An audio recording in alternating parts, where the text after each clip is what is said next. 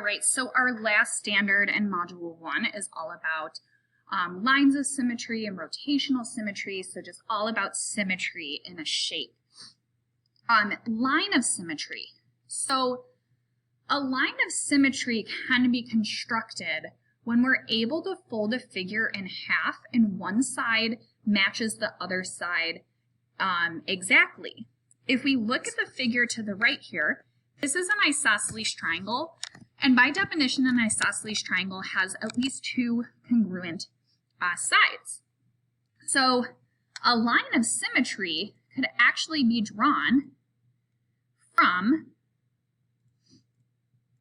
the top point or vertex to the midpoint of the base of this triangle. So since it's the midpoint, that means that this segment would be congruent to this segment. And what that would do is that would create two equal shapes, whereas if I flipped, let me move that line of symmetry so it looks better. If I flipped this half over that line of symmetry, it would lie on top of this half.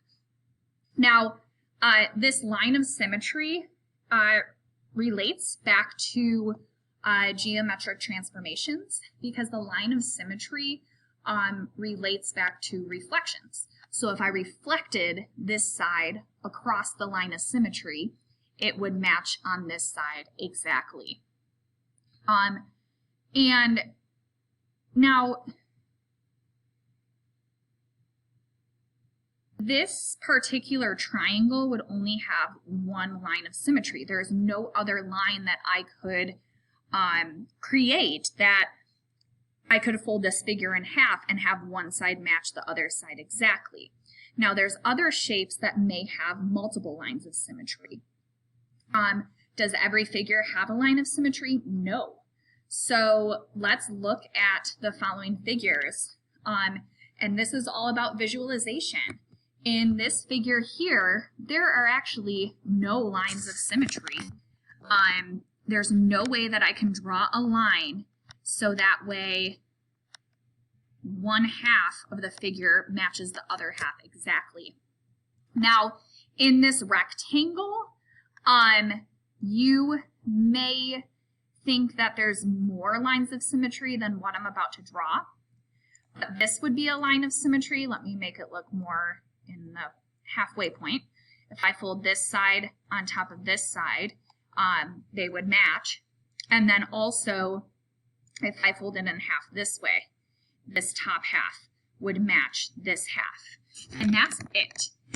There are only two lines here that we can draw so one half matches the other side exactly. Now some of you guys may be thinking, well, what if I did it on this diagonal here? Well, technically that's not the line of symmetry, or not a line of symmetry, and same with the other diagonal, because if I remember with lines of reflection or lines of symmetry, I need to travel perpendicular to the line of reflection. And if I take this blue point and travel perpendicular to the line of reflection and perpendicular the same distance on the other side, it actually does not lie on top of this point up here.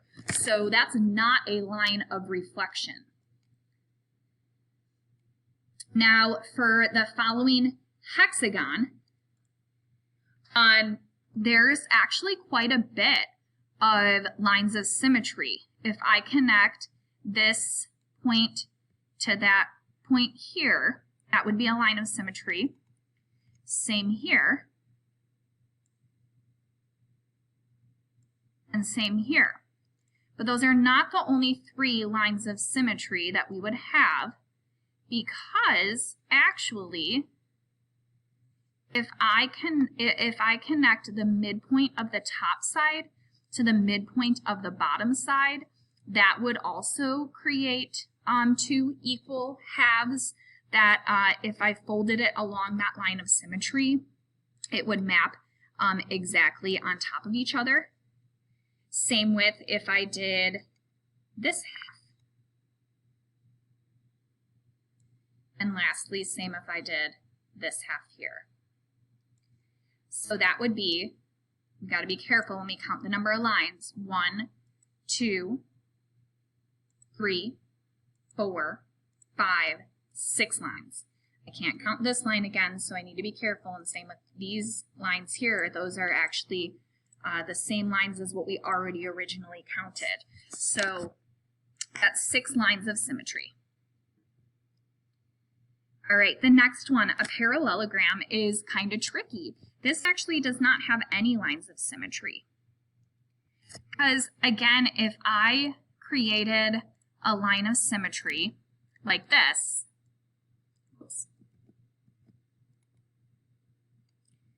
I would need this point to travel the same exact distance, and it would lie probably around here, so not on top of the other point. Also, if I folded it in half the other way, that wouldn't work as well. And then again, some of you guys might be thinking of, well, what if I flipped it along the diagonal?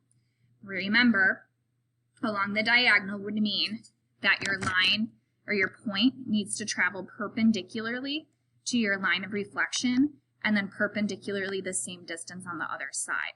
So that point would map to here, which does not map to a point on the figure. So there's no way that I can fold this parallelogram in half and get one side to match the other exactly. But these are just examples of lines of symmetry and what that means. We're now going to look at rotational symmetry. So this relates to geometric transformations because we're talking about rotations. And so a non-trivial rotational symmetry of a figure is a rotation of the plane that maps the figure back onto itself such that the rotation is greater than 0 but less than 360. Basically, we are trying to identify how we can rotate this figure so it looks identical to itself after the rotation. And so if I gave you that this is an equilateral triangle, what we can do to find the center of rotation is we can actually connect all the vertices together here.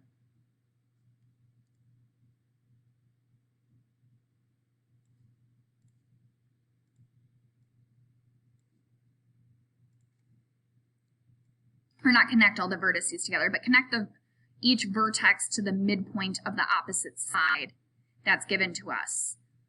And where those 3 lines intersect, that is your center of rotation. So I'm going to call that point D here. That's your center of rotation. And based on our construction, the center of rotation is also something called,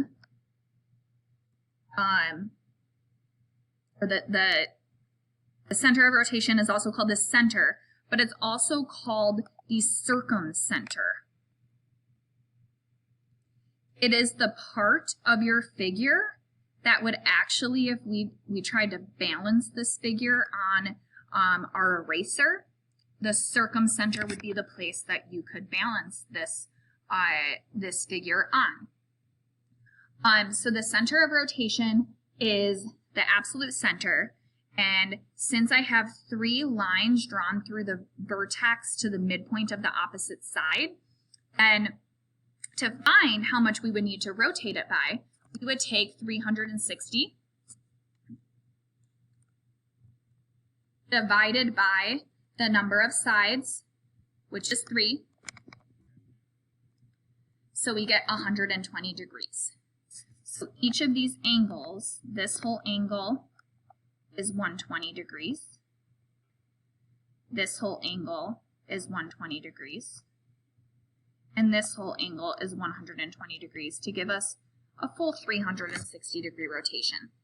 So basically what this means is if I rotate point A, rotations are counterclockwise. If I rotate point A counterclockwise to point B, it would need to be a 120 degree rotation to get to point B, and then your triangle would look exactly the same as it does now. And then if I rotated another 120 degrees, again, it would look exactly the same as it looks now. And if I rotate it one final 120 degrees, that brings me back to the original triangle. All right, so can we identify polygons that have rotational symmetry? There's so many. There's a lot of polygons, but some examples would be a hexagon would have rotational symmetry. A rectangle would have rotational symmetry. Actually, a parallelogram, even though it did not have any lines of symmetry, it does have rotational symmetry. All right, so finding the degree of each of the three shapes, the degree of rotation. So again, we are going to, well, for rectangles here, it's a little bit different. We're not going to connect the vertex to the midpoint of the opposite side. Instead, in order to do this one, we would need to connect the vertices together.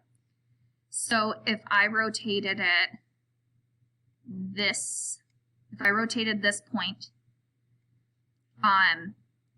all the way to here, that would be the figure would look identical. All right. And then if I rotated it from here back to its original, the figure would look identical. So for this one, we would have 360 degrees divided by 2, which means the degree of rotation is 180 degrees. For the next one, if I rotate this point, we don't even have to use the lines that I drew in. If I rotate this point to here, and the figure would look identical. If I rotate this point to here, it would look identical. This to here, it would look identical. This to here, it would look identical. This to here, it would look identical. And this to here would be back to the original space. So I did 1, 2, 3, 4, 5, 6 rotations.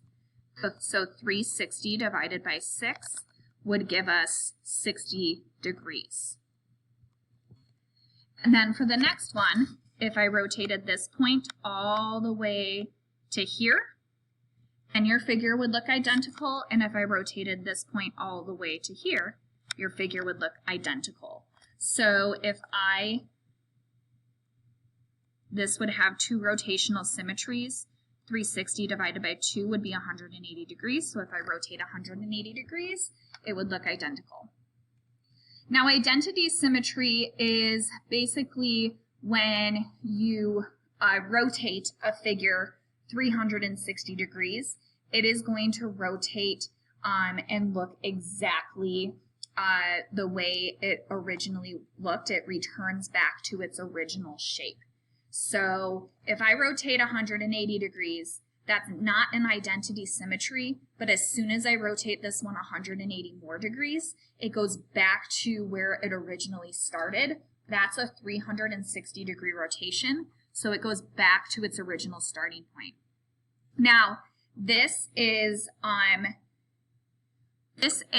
way that we can write our rotational symmetries.